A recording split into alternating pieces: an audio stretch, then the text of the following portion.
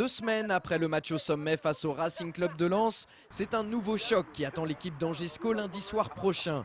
En match décalé de la 28e journée de Ligue 2, les hommes de Jean-Louis Garcia, deuxième au classement avec 46 points, se déplacent chez le 3e Strasbourg qui possède le même nombre de points mais qui bénéficie d'une moins bonne différence de but. Vous l'aurez donc compris, cette rencontre est capitale pour les Angevins. Mais il ne s'agit pas pour autant d'un match coup près dans la course à la montée en Ligue 1. C'est tout simplement un match entre deux adversaires directs, donc il est évident qu'il revêt une importance particulière, mais par contre, je persiste à dire qu'il ne sera pas décisif. En tout cas, pour moi, il n'est pas plus important que la réception d'Ajaccio 5 jours après.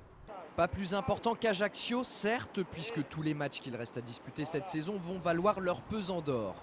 Mais cette rencontre face aux Alsaciens, c'est quand même l'occasion de prendre l'ascendant sur un concurrent direct dans la lutte pour les 3 premières places. On peut presque parler d'un match à 6 points. Disons que ça nous accorderait peut-être un joker de plus maintenant. Oui, c'est un match important parce qu'on peut les mettre hors de course pendant un petit moment. Puis comme je viens de le dire, ça peut nous donner un joker. Et puis voilà, mais bon, faut pas se mettre de pression inutile, ça sert à rien, quoi. Ça, c'est sûr, ça ne servirait pas à grand chose si ce n'est prendre le risque de passer au travers d'un match à enjeu. Et puis lundi soir, la pression sera bien évidemment sur les épaules des Strasbourgeois qui, contrairement aux scoïstes, ont annoncé avant le début du championnat que leur objectif était de remonter en Ligue 1 à l'issue de cette saison. C'est évident que nous, on le prépare vraiment avec beaucoup de sérénité, beaucoup d'enthousiasme, de confiance. On va là-bas pour faire un exploit, alors qu'eux, ils sont déjà dans une obligation d'écarter un prétendant en étant à domicile, avec des objectifs de montée qui sont annoncés. Donc c'est vrai que l'enjeu est fort et la pression peut être forte sur ces joueurs-là. C'est tout le contraire de l'approche du match concernant mes joueurs. Donc on n'est pas dans cette situation-là de stress mental. En même temps, Angers joue lundi soir, soit 3 jours après Metz et Montpellier, ses 2 autres principaux concurrents directs.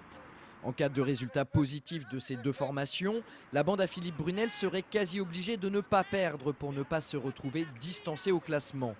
Mais là encore, le technicien angevin botte en touche. Ce qui l'intéresse, c'est son équipe et rien d'autre. Comme contre Lens, on avait fait abstraction de ça, ça ne nous a posé aucun problème, en tout cas dans l'approche, dans la démarche. Je veux dire, ce qui compte, ce sont nos résultats à nous, non pas le résultat des autres. Aujourd'hui, on a 46 points. Voilà, on sait qu'il nous faut une vingtaine de points pour réussir un exploit retentissant. Donc prenons les 20 points sans s'occuper du résultat des autres. Côté strasbourgeois, la venue d'Angers, c'est avant tout l'opportunité de prendre 3 points sur un adversaire direct. Mais c'est aussi l'occasion d'effacer l'affront du match aller. Souvenez-vous, à Jean-Bouin, les hommes de Jean-Marc Furlan s'étaient inclinés sur le score sans appel de 3-0. Cette fois-ci, les Alsaciens comptent bien inverser la tendance, même si le SCO est une équipe qu'ils redoutent particulièrement, surtout à l'extérieur. C'est une équipe qui attend et qui contre, mais ça a des joueurs très techniques qui vont très vite. Donc voilà, on ne sera pas en tous les cas surpris par rapport à ça, parce qu'on les a vus au match aller. Et s'ils sont là, c'est tout sauf le hasard. Donc voilà, ça sera un gros match. Et justement, pour votre plus grand bonheur, ce gros match sera rediffusé en intégralité sur Angers 7 le mercredi 25 mars, ainsi que le jeudi 26.